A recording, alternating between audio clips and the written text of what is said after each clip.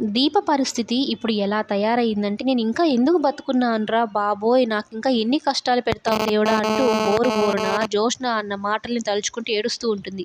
అనసూయ వచ్చి, "నువ్వెందుకు ఏడవాలి దీప? అసలు ఎందుకు ఏడుస్తున్నావు? అన్నది కార్తీక్ బావని కదా!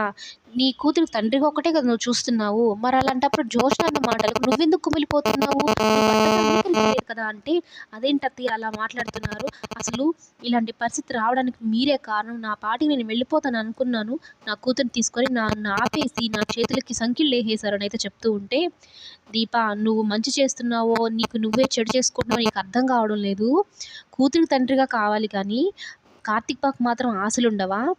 భార్యగా నిన్ను ఒప్పుకున్నప్పుడు నువ్వు భర్తగా ఎందుకు ఒప్పుకోవు? నాకు మాటివ్వు. మీరిద్దరు భార్యాభర్తలుగా ఒకటవుతామని అన్నట్టు అంటూ ఉంటే, దీప దానికి ఒప్పుకోదనమాట. నువ్విలా నా మాట ఒప్పుకోలేదు అంటే నేనిక్కడి నుంచి వెళ్ళిపోతాను. నీకు తెలుసు కదా! భార్యగా ఎలా ఉండాలో అలా ఉండాలి. నువ్వే అందరి నోళ్ళు మూయించాలి. మీ ఇద్దరు ఒకటై అనైతే చెప్పడంతో దీప ఒక్కసారిగా షాక్ అయిపోతుంది. తల్లి లాంటి దాన్ని అని అంటావు.